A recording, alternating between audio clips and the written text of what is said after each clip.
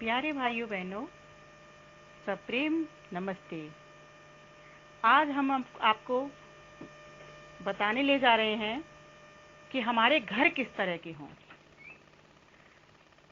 तो वेद ने इसका बहुत ही सुंदर वर्णन किया है कि हमारा आदर्श गृह कैसा होना चाहिए, किस तरह के डिजाइन से बना होना चाहिए, कितने उसमें कमरे होने चाहिए, कौन कौन सा कमरा किसका होना चाहिए।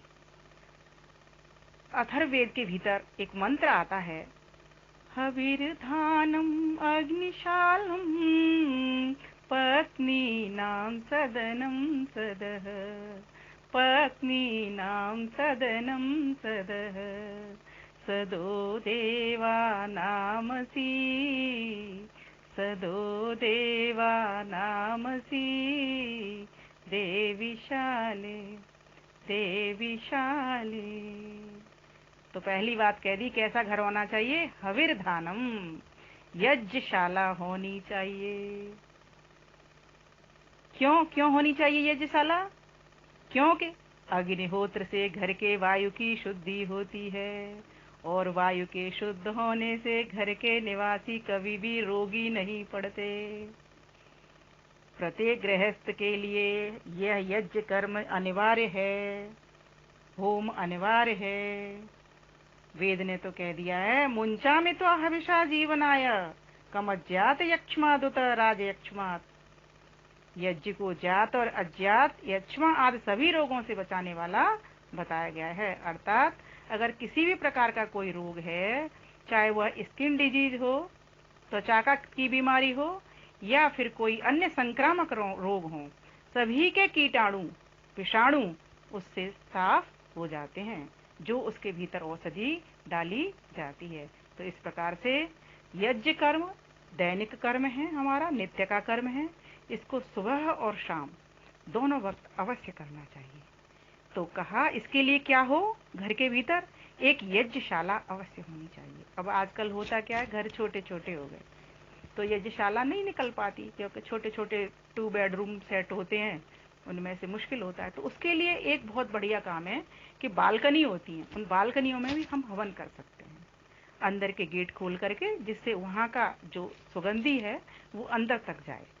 तो इस प्रकार से हम अपनी यज्ञशाला, अगर हमारे पास बड़ा घर नहीं है, बड़ा भवन नहीं है, तो यज्ञ लेकिन जरूर करें, चाहे बालकनी में ही करना पड़े। तो कहा कि कैसा घर होना चाहिए? एक तो यज्ञशाला का प्रबंध हो, यज्ञ करने का प्रबंध हो, छोटे छोटे हवन कुंड ला करके हम नित्य यज्ञ कर सकते हैं। दूसरी बात कह दी अग्निशालम। अब दूसरा स्थान किसका आता है? दूसरा स्थान आता है पेट पूजा का। तो क्या होना चाहिए? रसोई घर होना चाहिए।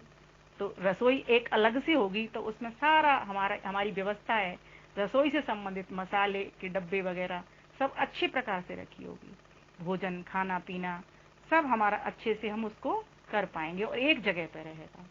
कहते हैं रसोई घर बहुत ही महत्वपूर्ण होता है।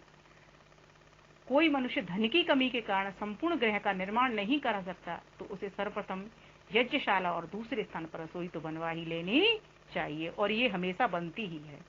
रसोई तो बनती है, यज्ञशालाएं तो बहुत कम लोग बनवाते हैं, लेकिन मेरा फोकस है, खास केंद्र बिंदु है कि यज्ञशाला अगर नहीं है तो यज्ञ कुंड अवश्य प्रत्येक घर के भीतर होना चाहिए।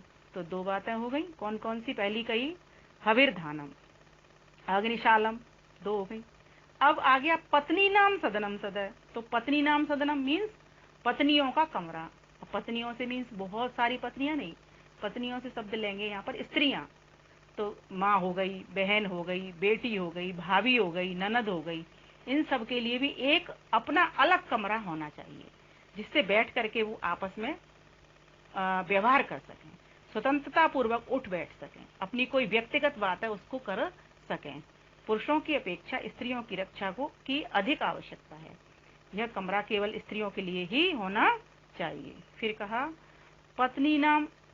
अब यहाँ से जैसे कि मैंने अभी आपको बताया कि बहुत सारी पत्नियों से न लेकर के, हाँ भाइयों की, जैसे 4 भाई हैं तो पत्नियां तो होंगी, 4 पत्नियां होंगी चारों भाइयों की, तो उनके लिए भी एक ऐसा कमरा होना चाहिए कि सभी मिलजुल करके बैठें, परस्पर वार्तालाप करें, प्रेम पूर्वक वो रह सकें और अपनी व्यक्तिगत वार्ता भी वो कर सकें। तो वो एक कमरा उनके लिए। तो कितने हो गए अब ये 3, हविर्दानम, दूसरा अग्निशालम, और तीसरा पत्नी नाम सदनम। अब चौथा नंबर आता है सदह। सदह कहते हैं बैठक को। अब आजकल की भाषा में उसको ड्राइंग रूम भी कहते हैं, है ना, कई लोग उसको ड्राइंग रूम कहते हैं, कई बैठक भी बोलते हैं। तो अब ये बैठक भी बहुत जरूरी है। अब ये कैसा रूम होता है, ये कॉमन रूम होता है, सभी का संयुक्त रूम होता है। इसमें पुरुष भी आते हैं, बच्चे भी जाते हैं, स्त्रियां भी जाती हैं, और अतिथि भी आता है तो वो यहीं आकर के बैठता है। तो एक ऐसा बड़ा कमरा होता है ये, जिसमें कि आगंतुक को भी बिठाया जाता है और स्वयं भी बैठते हैं। तो ये ऐसा कमरा भी एक होना चाहिए, जो आजकल सबसे पहले लोग इसी पर ज्यादा केंद्रित रहते हैं कि हमारा ड्राइंग रूम हो। लेकिन इसमें वेद ने क्या कहा, इसको चौथे नंबर पे रखा है। पहले दो कौन से कहे, पहला कहा यज्ञशाला बहुत जरूरी है, क्योंकि यज्ञ नहीं होंगे तो घर में बीमारियां पनपेंगी, और बीमारी पनपेंगे तो जो घर के लोग हैं, सदस्य हैं, वो सब बीमार रहेंगे, रोगी होंगे। और रोगी होंगे तो फिर वो घर हमारा क्या करेगा, अच्छा भी बन जाएगा तो अभी किसी मतलब का नहीं। तो कहा गया कि अग्निशाला, रसोई घर और यज्ञशाला ये तो जरूरी है ही। पत्नी नाम सदनम, पत्नियों का भी एक कमरा हो, और साथ में एक बैठक भी हो ऐसी कि जिसमें सभी मिलजुल करके बैठ सकें, और बाहर वाले लोगों का भी स्वागत सत्कार उसमें हो सके। अब पांचवा कमरे का नंबर आता है सदह देवानाम, मतलब देवताओं के लिए भी एक कमरा हो। देवता कौन, जो अतिथि लोग हैं, उसको कहते हैं ना अतिथिशाला, अतिथि निवास। ऐसा कमरा भी एक घर के भीतर होना चाहिए। अतिथिशाला के साथ वैदिक घर का पूरा निर्माण हमारा पूर्ण हो जाता है। मीन्स 5 कमरे यहाँ पर बता दिए कि 5 कमरों वाला घर होना चाहिए। अब देखिए, रसोई घर, ठीक है, और एक ड्राइंग रूम, बैठक, ये तो सबकी होती है, और 2 बेडरूम होते हैं, एक अपना होता है और एक बच्चों का होता है। तो 4 कमरे तो वैसे ही बन ही रहे हैं। अतिथि भी आ जाता है तो भी एडजस्ट भी हो जाता है। तो घर की डिजाइन तो आज भी वही है जो वैदिक काल में कही थी। बस एक जो अंतर आया है वो ये जो मुझे देखने में लग रहा है कि यज्ञशाला का निर्माण नहीं कर पा रहे हैं। कई जगह पर जहाँ बड़ी बड़ी कोठियां हैं वहां तो वो यज्ञशाला का कर लेते हैं, अलग से बना लेते हैं एक, और बनाना भी चाहिए उनको। तो मगर जिनकी यहाँ नहीं है तो वो यज्ञ अवश्य करें, चाहे बालकनी के आसपास करें, चाहे एक लॉबी होती है, लॉबी के भीतर यज्ञ कर सकते हैं, और कर रहे हैं इस तरह से। तो वेद भगवान ने भी हमें ये नक्शा बताओ खींच दिया है। ये वेद के भीतर मंत्र आता है, आप सभी को ये मंत्र भी याद करना चाहिए, और इस बात को सबके सामने भी रखना चाहिए कि वेद भगवान ने भी हमें ऐसा घर बताया है कि एक तो यज्ञशाला हो, एक रसोई घर हो, सब अलग अलग हो, एक नहीं कि जिसमें रसोई कर रहे हैं उसी के भीतर। हाँ, कई बार ऐसी मुसीबत भी आ जाती है कि बहुत गरीब इंसान है, तब उसके पास कुछ भी नहीं है, कोई बात नहीं, नहीं है तो एक ही कमरे के भीतर वो 4 सेक्शन कर लेता है, रसोई का सामान भी रख लेता है, वहीं यज्ञ भी कर लेता है, और वहीं पे वो भी अपना कमरा भी होता है उसका।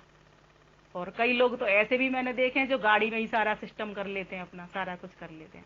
तो कहने का मतलब ये है, यहाँ जो महत्व की बात ये है कि वेद भगवान ने तो हमें ऐसा घर बताया है कि इस प्रकार का हो। अगर किसी के पास जगह कम है तो कम में भी रे 5 काम के सेपरेशन करके करे अवश्य। तो इस प्रकार से वेद भगवान का हम धन्यवाद करते हैं, परमपिता परमेश्वर को नमन करते हैं कि उसने इतनी सुंदर हमें वाणी दी है, उसके अनुसार हम सबको घरों के निर्माण करने चाहिए। आइए एक बार पुनः इस वेद मंत्र को बोलते हैं, जिससे सबको याद भी हो जाएगा। ये हविर्धानम अग्निशालम पत्नीनां सदनं सदः, पत्नीनां सदनं सदः, सदो देवानामसि, सदो देवानामसि, देवीशाली देवीशाली। ओ, सुनकर बताइएगा कैसा लगा, और हमारा ये अटूट विश्वास चैनल अवश्य लाइक और कमेंट के साथ सब्सक्राइब करिएगा। आपका बहुत बहुत धन्यवाद। आपकी बहन विमलेश बंसल आर्य।